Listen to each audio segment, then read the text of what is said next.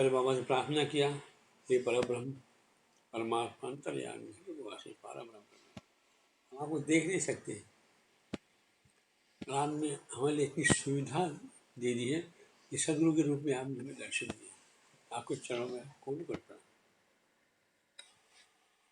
जैसे हम लोग कहते हैं चरणों का ध्यान किया, चरणों को अपने मन मस्तिष्क में लाए, चरणों को स्मरण किया, उनको बोला ये जल में अपने शरीर पे डाल के स्नान करना चाहता, ये जल आपका चरण तीर्थामृत बन जाए और हमारे सभी प्रकार की जो अशुद्धियां हैं, दोष हैं, दूषित विचार हैं, विकार हैं, कुछ भी हैं, पूरी तरह से मन को निर्मल कर दो पाए और हमें अनुग्रह प्रदान करो कि आपके चरणों का स्मरण सदा बना रहे।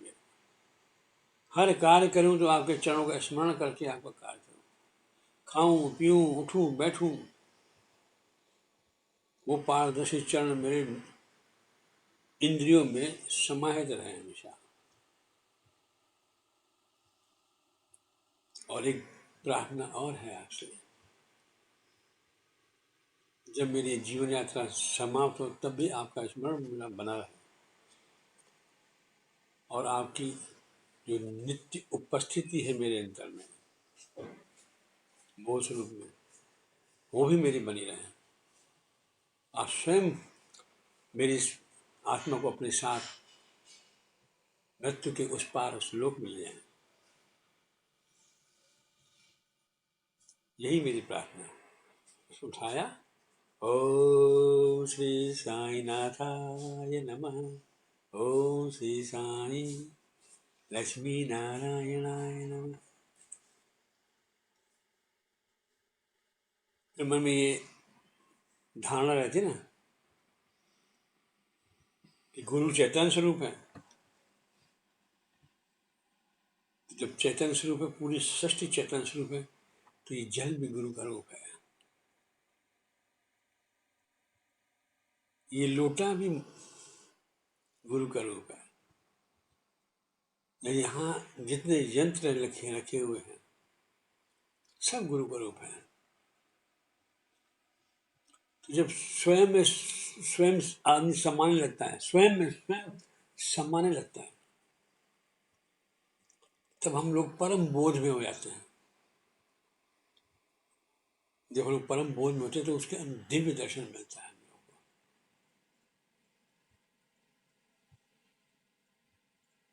हम लोग ये समझते हैं कि हमें दिव्य दर्शन मिला, और वो हम लोग आत्म दर्शन कर रहे होते हैं, अपने ही आत्मा का दर्शन कर रहे होते हैं। तो जैसे मैं स्नान करके निकला तो वो आत्म दर्शन पहले मैं कृष्णा सीरियल में देखा था, उसकी छोटी सी धुन मैंने इसमें बना रखी थी, फिर मैंने वो सुना, मस्त हो गया। देखा वो परम चैतन्य, आहा परम ब्रह्म चतुर्भुजाधारी लगे पड़े हैं, पूरा नीलवर्णी आकाश में नीलवर्णी, उसमें वो बैठ के समाये हुए हैं। सुदामा को अपने दिव्य दर्शन दे, मैंने अपने गुरु को शुक्रिया अदा किया, ये सदगुरु सुदामा के माध्यम से आज हम लोग वो भी आपके दिव्य दर्शन मिल गए कि हम परम तत्व हैं, ये समझ हमारे अंदर पैदा हुई। जब हम आके यहाँ बैठे पलंग पे तो उसने प्रेरणा दी कि अभी नाश्ता करके अपनी डायरी का अवलोकन करो। तो मैंने आपको कहा कि भाई जल्दी नाश्ता निपटाओ, अपना डायरी को अवलोकन करो, अब तो इस एक एक शब्द को आराम से पढ़ो। हाँ चलने रुकना नहीं है, इसको चलने देना है। गुरु ही सब कुछ है, वे स्वयं चैतन्य स्वरूप अंतर्यामी, घट घट वासी, पार ब्रह्म परमेश्वर है। अब ये शब्द जो आपने पढ़ा, गुरु ये सब कुछ है। सब कुछ का मतलब है पूरी टोटलिटी, जो पूरा विस्तार है, विराट स्वरूप जो है, सब कुछ गुरु है। उस विराटता को हम गुरु क्यों बोल रहे हैं? आखिर गुरु में ऐसी क्या खासियत है?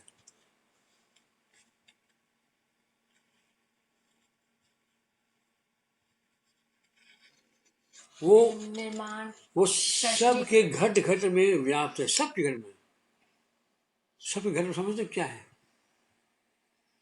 जितने भी इस सृष्टि में स्वरूप और आकार है, रूप और आकार है, नाम है, सब के अंदर वो व्याप्त है। ऐसे नहीं कि अच्छाई भी व्याप्त है तो बुराई व्याप्त नहीं है, ऐसा नहीं है, सब में व्याप्त है। अगर वो सब में व्याप्त है और किसी कारण से बुराई हमारे ऊपर आके हमला करती है, तो हम उस बुराई में उस सार को देख सकते हैं। अच्छाई में तो हम सबको लगता है कि इसमें अच्छाई है, पर बुराई में भी तो कुछ है, तो उस बुराई में भी उस सार को हम लोग देख सकते हैं। और वो दिखाने वाले कौन है? सदगुरु है। हेतु की कृपा करते हैं। तुम्हारी जात पात नस्ल कुछ भी नहीं देखते, वो सिर्फ देते हैं। और जिन्होंने अपने गुरु के प्रति श्रद्धा और विश्वास रखा है, उनको गुरु ने अपने आप को ही दे दिया है। समझते हैं अपने आप को देना मतलब क्या होता है? अपनी पूरी शक्तियां उसमें आके विराजमान हो जाते, सर्वशक्ति संपन्न होके।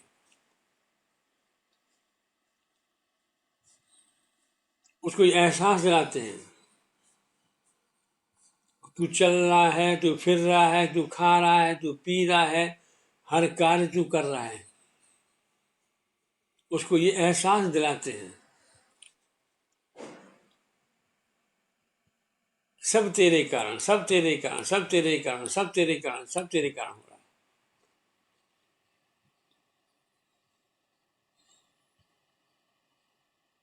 जो संत महात्मा के मुंह से नहीं निकलता है, तू ही निरंकार है, तू ही अकाल पुरुष है, तू ही ईश्वर, सबका मालिक एक है, वो दिव्य अनुभूति गुरु ही देते हैं।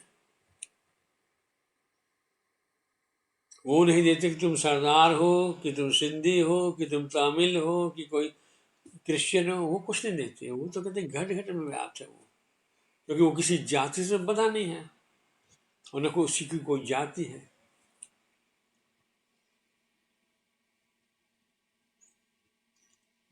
और स्वयं चैतन्य स्वरूप है, स्वयं चैतन्य स्वरूप है और घट घट में व्याप्त भी है। तो इस ब्रह्मांड में कोई चीज नाशवान फिर नहीं है।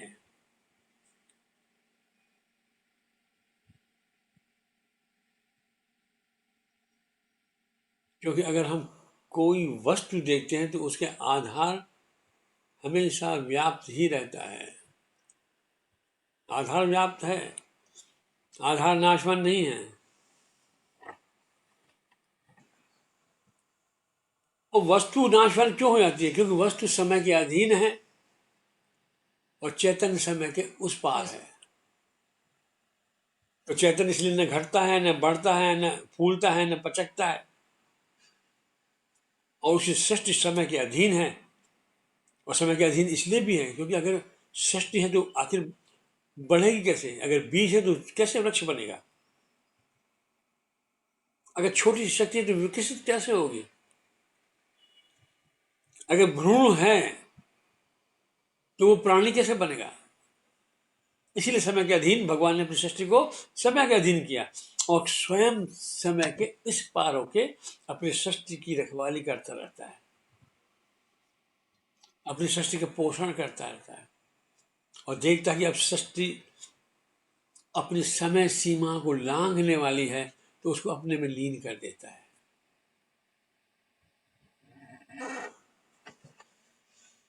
बहुत अच्छा प्रोसीजर है, पर होता भी हम लोग की आंखों के सामने है, पर हम लोग अनभिज्ञ ही रहते हैं। क्यों? महसूस क्योंकि हम ध्यान नहीं लोग देते। होश में नहीं रह पाते। असल में हम लोग विचारों के ऊपर चढ़ जाते हैं, उसको क्रियान्वित करने के लिए बस ललायत ही रहते हैं। हम एक चलचित्र की भांति विचारों को देखते नहीं हैं, चढ़ ही जाते हैं।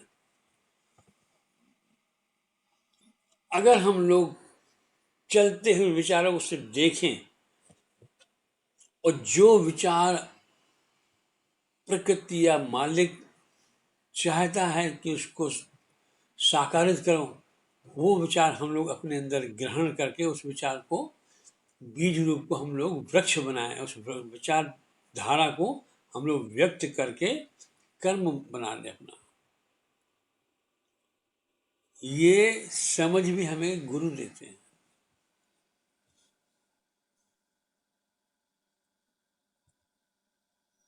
तो तुम सिर्फ नकारात्मक मत देखो, नकारात्मकता के अंदर कुछ सकारात्मक है।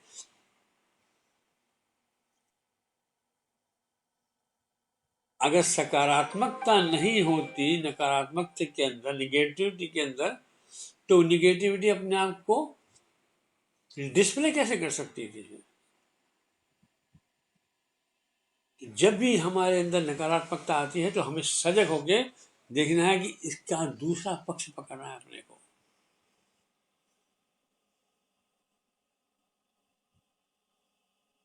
हम लोग पकड़ते भी हैं, ऐसा नहीं पकड़ते भी हैं और चल भी पड़ते हैं। वे स्वयं चैतन्य स्वरूप अंतर्यामी, अंतर आयामी समय के परे हमारे अंदर ही हैं, घट घटवासी पर ब्रह्म परमेश्वर है। अब आगे पेज पलटिए।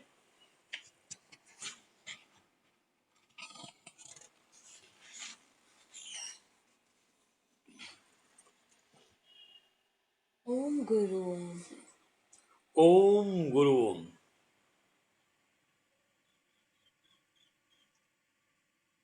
गुरु जब व्यक्त होते हैं तो ओंकार के स्वरूप में व्यक्त होते हैं। जो गुरु शक्ति है वो ओंकार के रूप में व्यक्त होती है। परमात्मा जब साकारित होता है तो ध्वनि के रूप में हमें पहले सुनाई देता है और वो ध्वनि ओंकार है असल में। और उस ओंकार के आधार को पकड़ के वो जब रूप धारण करता है तो क्या बन जाता है? ओम नमः शिवाय, शिव बन गए। ओम साईं, श्री साईं, जय जय साईं, साईं बन गए।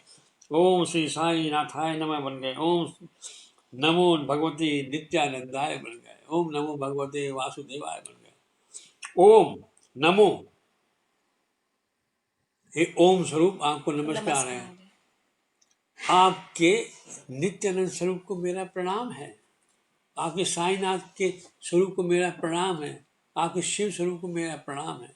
आपके शक्ति स्वरूप को मेरा प्रणाम।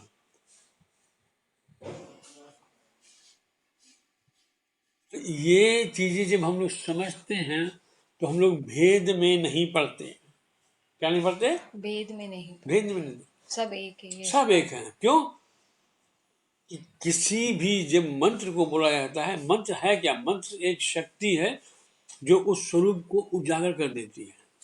वो है मंत्र शक्ति ओम। अगर आप एक कल्पना करो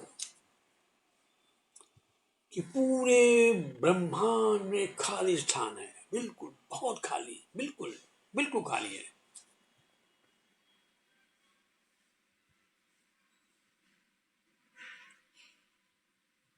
और उस खाली स्थान में छोटे छोटे कण घूम रहे हैं।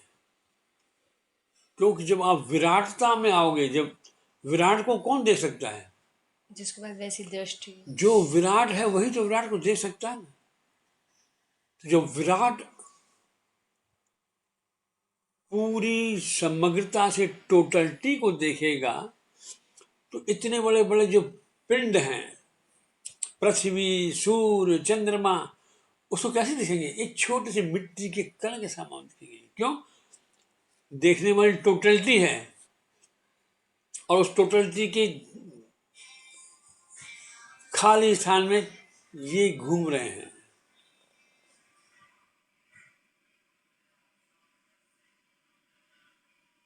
और खाली स्थान में क्या है? सिर्फ ओंकार की धुन चल रही है, ओंकार ही गूंज रहा है।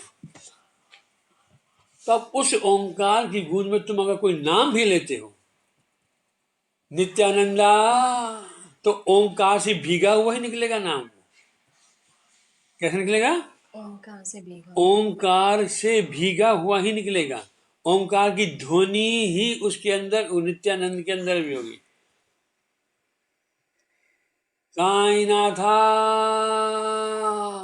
जो चल रही धुन, उस ओंकार की ध्वनि साथ में होगी। क्यों? कि उस धुन, उस शब्द, उस ध्वनि के बिना कोई शब्द बन ही नहीं सकता। तो जब भी किसी भी देवी देवता को आप याद करते हो तो आप ये समझ लो कि उसमें कोई भेद नहीं है। उसके आगे हम लोग ओम लगाते इसलिए क्योंकि हम लोग मालूम नहीं है।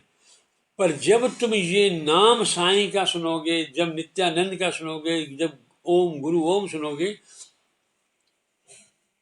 जब सुनोगे, बोलोगे नहीं, जब सुनोगे तो तुमको ओंकार कहने की जरूरत नहीं पड़ेगी।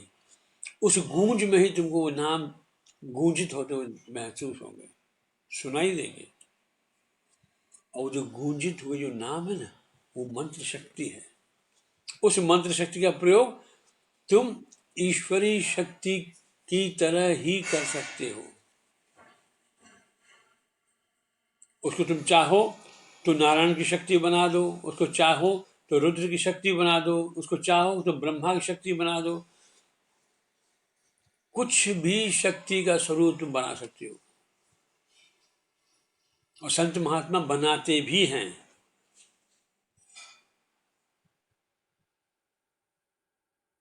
संत महात्मा बनाते भी हैं। संत इतने शक्तिशाली क्यों होते हैं?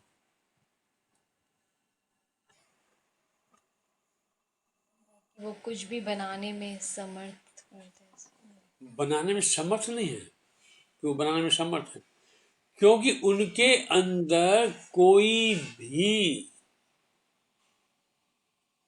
किसी भी प्रकार की मैल प्रवेश नहीं करती है। जैसे आप देख रहे भंडासुर, भंडासुर बहुत ज्ञानी है, बहुत शक्तिशाली है, पर उसके अंदर मैल है।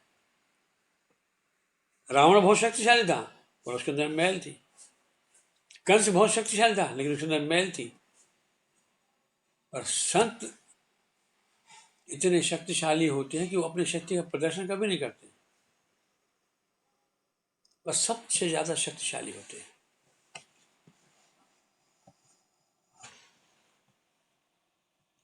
उनके ऊपर माया प्रभावित ही नहीं कर सकती। अगर माया प्रभावित कर तो उनके अंदर भी मैल आ जाएगी। मैल कैसी? मैल कैसे आती है? मैल क्या है? मन में विचार आना शुरू हो जाएंगे। तो ये आता कैसे? मन में विचार क्यों आता है? मूल बात तो जब तक हम लोग नहीं पहुंचेंगे तो हम लोग मन को भी नहीं समझ पाएंगे। जब मैं पैदा हो जाता है तब। जब मैं पैदा हो जाता है, अब मैं जानता हूँ क्यों कैसे पैदा होता है। जब देह से जुड़ती है चेतना तब मैं पैदा कर देती है। और संत देहातीत होके जीते हैं, देह में रहते हुए भी विदेह रहते हैं असल में। तो उन्हें विचार विकार छूता नहीं है, मैल छूती नहीं है। वो कीचड़ में कमल के समान होता है। कीचड़ पूरा संसारता में होते तो हैं, लेकिन कुछ कीचड़ जो अशुद्धि है उसको छू नहीं पाती, क्योंकि वो परम शुद्ध होते हैं। एक होता है कि अशुद्धि को अगर हटा दिया जाए, जैसे इस कमरे में कोई गंदगी है, उसको हटा दिया जाए तो वो गंदगी हट गई, हम लोग कहेंगे अब सफाई हो गई, पर वो सफाई वो नहीं है। वो ऐसी शुद्धता है जहां वापस अशुद्ध जमता और नहीं है। शुद्ध का भेद होता ही नहीं है, परम शुद्ध है वहां पे। क्यों? कि न उसे शुद्ध छू सकता है, न उसे अशुद्ध छू सकता है। कि अगर शुद्ध भी छुएगा तो अहंकार पैदा होगा, और अशुद्ध छुएगा तो विकार पैदा होंगे। वहां परम शुद्धता की अवस्था है, जिसे ज्ञान और अज्ञान जैसी कोई चीज छूती ही नहीं है असल में। तो ऐसे परम तत्व स्वरूप से जब वो आकार धारण करते हैं, तब वो कभी साईं कहलाते हैं, कभी नित्यानंद कहलाते हैं, कभी गोरखनाथ कहलाते हैं, कभी दत्तात्रेय कहलाते हैं। उनके हजारों लाखों नाम और रूप बन जाते हैं, पर होते वैसे ही हैं। उस ओंकार के सागर से निकले एक लोटे से निकल के बनते हैं वो। देह उनकी भी होती है, देह के धर्म भी उनके होते हैं, जो भी देह के गुण धर्म है वो निभाते हैं, पर देह से चिपकते नहीं है वो। देह से चिपकते नहीं। अगर देह से चिपकेंगे तो फिर उनके ऊपर भी माया आवृत हो जाएगी। तो ऐसे गुरु तत्व की हम लोग आराधना गुरु गीता के रूप में करते हैं, और आज गुरु के विषय में ही हम लोग जितने टाइम बैठेंगे, कोई भी पाठ करेंगे, चाहे दुर्गा सप्तशती का, चाहे साईं सच्चरित्र का, चाहे गुरु गीता का, चाहे इस डायरी का, सिर्फ गुरु के ऊपर ही विषय रहेगा। अब आगे बढ़िए।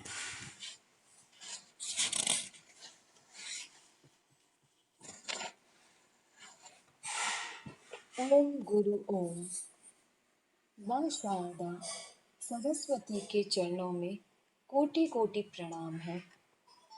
माँ शारदा की असीम कृपा आशीर्वाद से सद्गुरुनाथ आदि गुरु तत्व स्वरूप आत्मदेव स्वरूपी चैतन्यनाथ साईं के ध्यान एवं महागुरु की महापूजा के सरलतम एवं अनुभवपूर्ण विधि को यहाँ सरल भाषा में लिपिबद्ध करने का प्रयास कर रहा हूँ।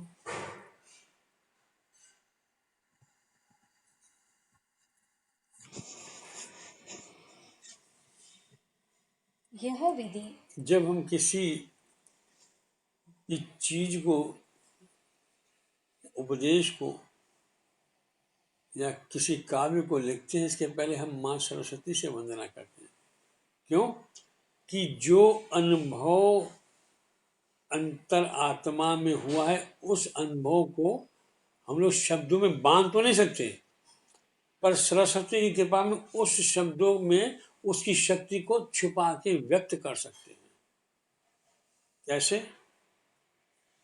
कि माँ फिर शब्दों में लिपिबद्ध करवाती है हमारे अंदर से। तो जब उस अनुभव को हम लोग शब्दों में लिपिबद्ध करते हैं, तो उस अनुभव की शक्ति, उसका भाव उन शब्दों में आ जाता है, गुप्त रूप से आता है। होता व्यक्त है पर दिखता नहीं है, होता व्यक्त है पर दिखता नहीं है। और उन्हीं लोगों को दिखता है जिनके अंदर ऐसा भाव ग्रहण करने की क्षमता होती है। जैसे हम लोग कोई शास्त्र पुराण का पाठ करते हैं, तो उस पाठ की जो क्षमता है, उस पाठ की जो शक्ति है, उस पाठ की जो विराटता है, उस पाठ का जो अनुभव है, वो उन्हीं शब्दों की शक्तियों के द्वारा हमारे अंदर उतरता है। तो इसीलिए हम लोग माँ सरस्वती से प्रार्थना करते हैं कि जो अनुभव हो यथावत वैसे ही शब्दों को आप लिपिबद्ध कराना, जिससे अगर कोई इस भाव से उसको पाठ करता है, पठन करता है और उसकी शक्ति लेने की, ग्रहण क्षमता करने का उसके अंदर भाव है, तो वो शब्द मंत्र स्वरूप अपने होकर वो अपनी शक्ति को उजागर कर देते हैं। समझे आप? पढ़िए। यह विधि परम शिव आदि गुरुनाथ नीलेश्वर देवों के देव महादेव ने स्वयं श्री कार्तिकेय महाराज को समझाई थी। माता आदि शक्ति कुंडलिनी महाशक्ति की दिव्य कृपा एवं सद्गुरुनाथ आत्मदेव साई नित्यानंदा के आशीर्वाद से ध्यान करने वाला साधक एवं सत शिष्य अवश्य ही नीलेश्वर सद्गुरुनाथ के दर्शन एवं उनकी कृपा प्राप्त कर इसी संसार रूपी सागर में परमानंद में होकर परमात्म स्वरूप में स्थिति प्राप्त कर लेता है। आप समझिए, जैसे आप इसको पढ़ रहे हैं और आपके अंदर ये भाव है कि जो ये लिखा हुआ है वो हमारे अंदर उतरे, तो आपकी जब श्रद्धा अटूट हो जाती है तो क्या होता है कि गुरु की कृपा के द्वारा ये जो शक्ति है आपको वैसे ही ध्यान अवस्था में ले जाएगी। और जब वैसी ध्यान अवस्था में ले जाएगी तो इस ध्यान अवस्था का जो मुख्य लक्ष्य जानते हो क्या है? कि हम लोग भी परमात्मा स्वरूप होके इस संसार में रहें। तो आपका जो पूर्ण रूप का बोध है आपके आत्म स्थिति में स्थिति पा जाता है, वहाँ स्थिर हो जाता है। जब आप बोध स्वरूप में अपने आत्मा में स्थिर होते हैं तो संसार की हर वस्तु, चाहे वो जड़ हो चाहे वो चैतन्य हो, अपनी वास्तविक स्वरूप में आपको दिखती है।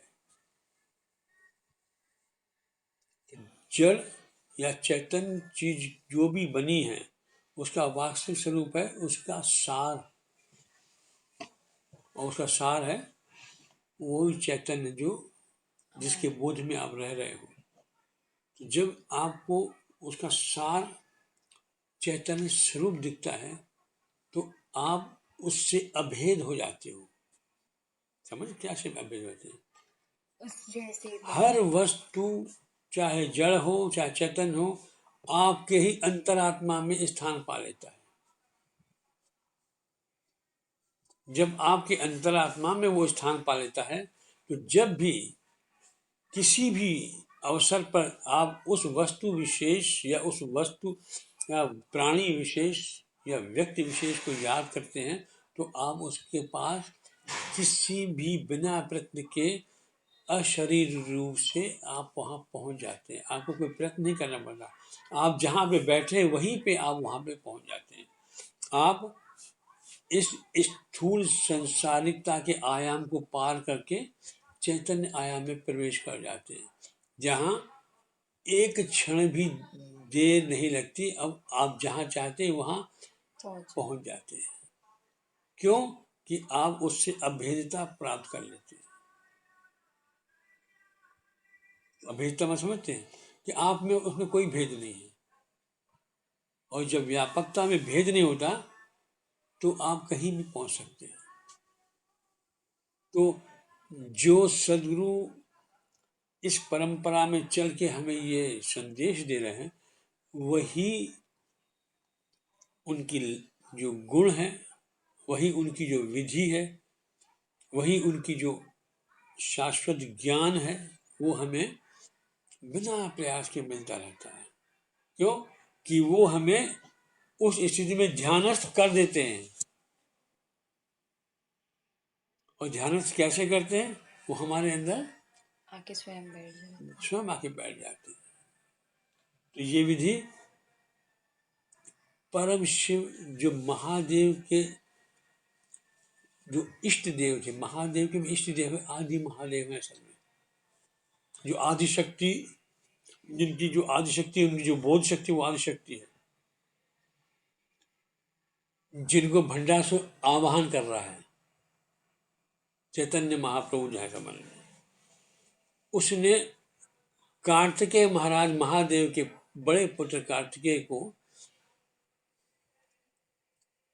इस आध्यात्मिक रास्ते में लाने के लिए इस विधि को उसको बताया कि अब तुम इस विधि से जब करोगे तब तुम गुरु तत्व को प्राप्त करोगे। क्योंकि वो भी किसी समय मन के द्वारा हताश और निराश हो चुके थे, मन उनके ऊपर हावी हो गया था और उनके मन की बीमारी को दूर करने के लिए भगवान शिव जो है स्वयं सदगुरु हैं, उन्होंने उसको सद शिष्य की दीक्षा दी। इस समय आप मेरी बात समझ नहीं है ना? तो जो विधि भगवान शिव ने कार्तिकेय को बताई, वो विधि चिदानंद अवधूत करके एक मैया जी के भक्त थे, उन्हें भगवान शिव ने दृष्टांत रूप में वो विधि उनको दी कि तू इस विधि से जब मेरे पास आएगा तो पूरा ब्रह्मांड तुम्हारे अंदर समाहित होकर आएगा, तू कहीं भी पहुंच सकता है। और वो विधि फिर बाबा नित्यानंद को मालूम थी, क्योंकि अवधूत थे और अवधूत परंपरा में जो सिद्ध होते हैं वो ध्यान इसी विधि द्वारा ही करते हैं। विधि कोई अलग नहीं है, ये सहज विधि है, अपने आप में समा जाना,